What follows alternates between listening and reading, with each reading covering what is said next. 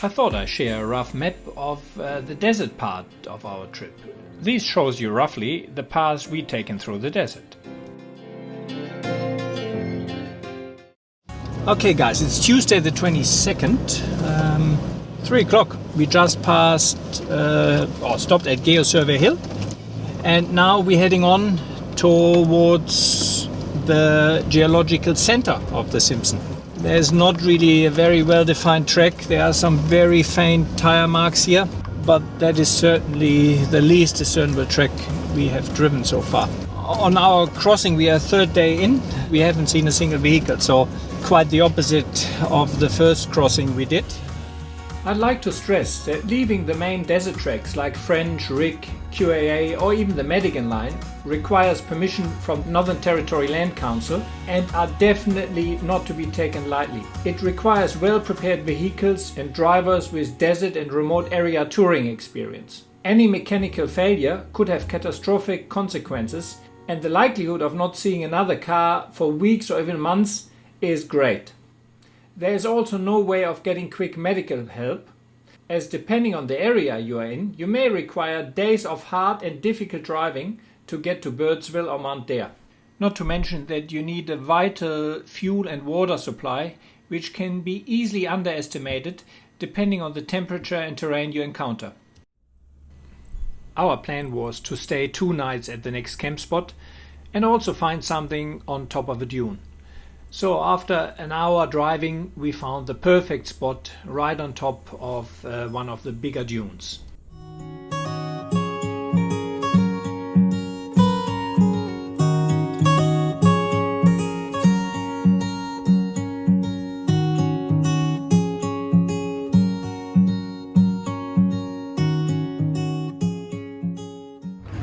What happened?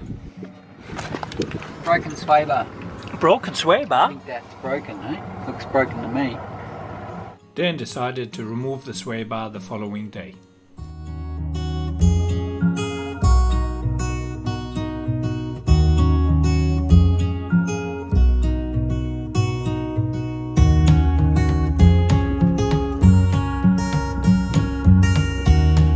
So Scotty brought his office.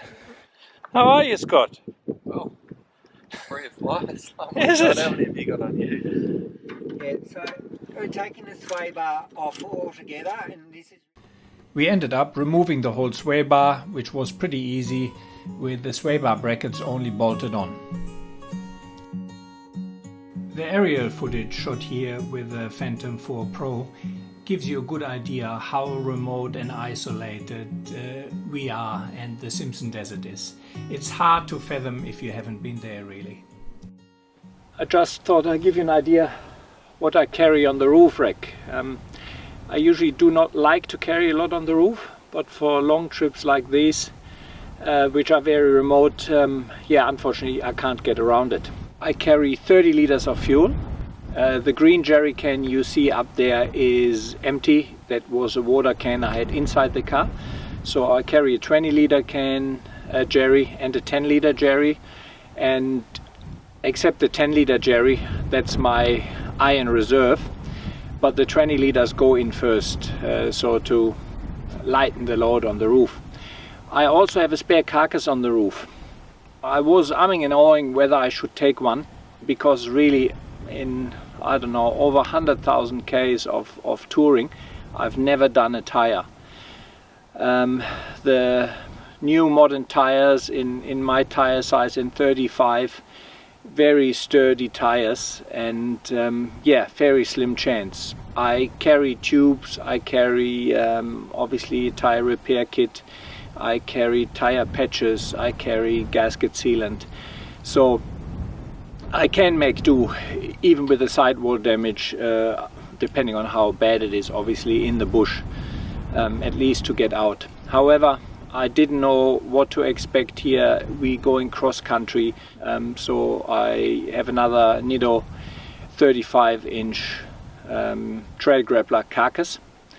On the front I have my 100-watt solar panel, which supplements a bit, and on days like this where we stood here pretty much, or where we camped here for 2 days, the 100-watt panel on the roof plus I have another Red Arc foldable panel with 110 watt. That together keeps me running with if I have 4 or 5 hours of sun a day.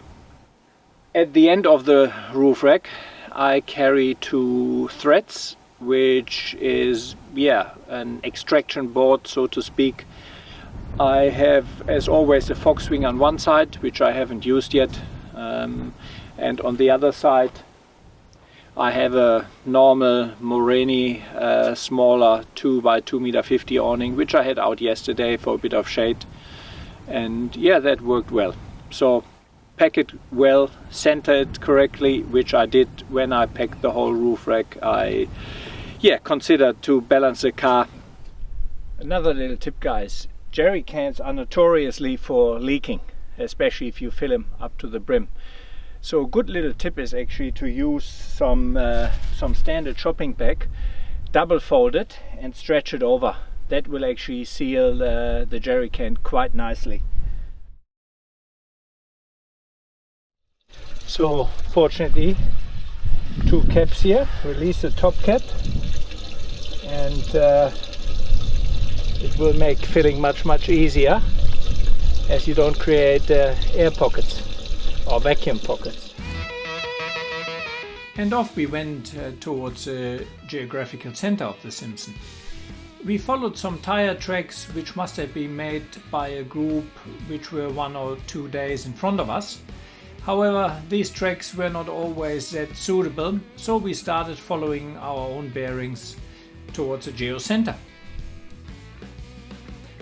So drone area surveillance to see whether we deviate from the made tracks. They're not always really that well chosen, so we see whether we get a clearer path and then cut a new track pretty much. At this stage we're driving in southeasterly direction inside the swales, so the driving is fairly smooth and we only have the occasional dune to cross.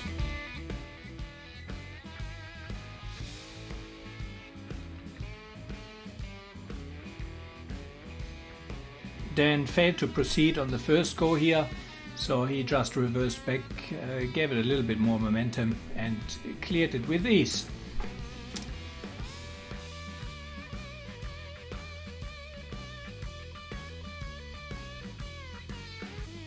When descending a dune, it is important to pick a good line, given that there are no tire tracks from previous vehicles.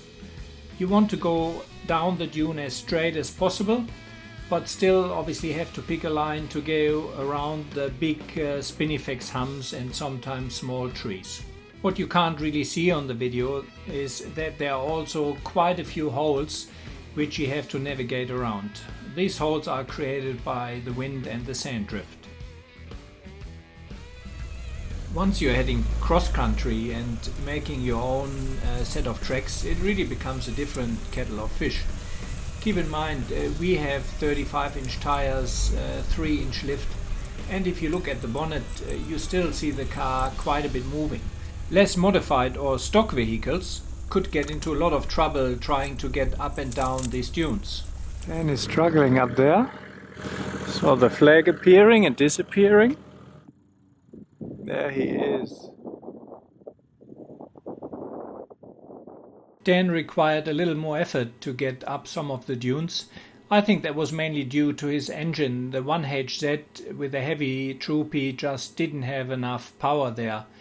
In comparison, Scott with his tuned 4.2 and myself with the 1HD FT had plenty of reserves and could put the torque down when it was required.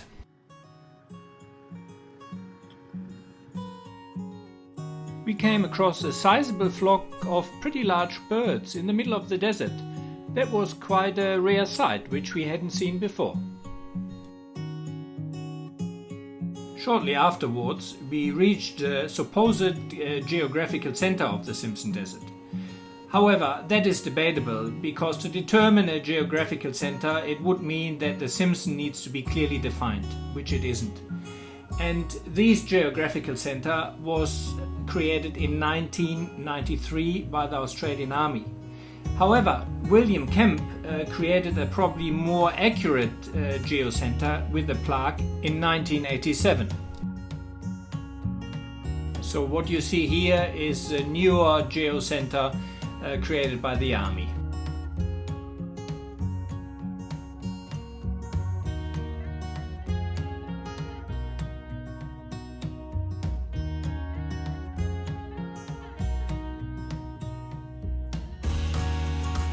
Soon afterwards it was time for camp, and once more we found an absolute beautiful camp spot on top of the dune with a beautiful view over the desert, the sunset and the sunrise.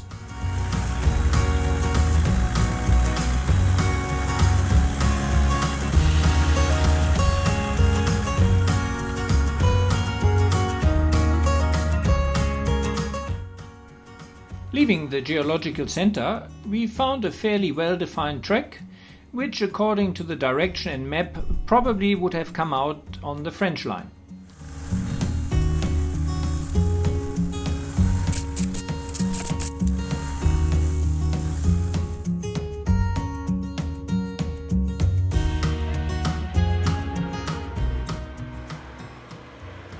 We followed that track a little bit, but then decided that we would head east cross-country going towards Thomas Oil Well 1, and on the way wanted to find a couple of shot lines to see where they still exist.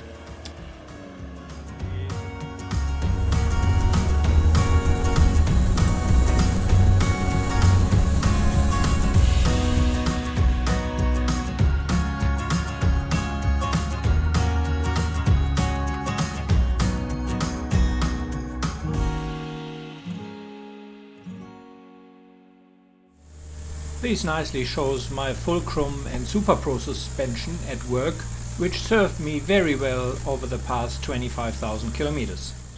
And that's the way we're going. As you can see, there's no way, there's no track. Thanks for watching part 2 of our Simpson Desert cross-country traverse. In the next episode, we will be truly going cross-country and drive some of the most demanding terrain Scott and myself have ever driven.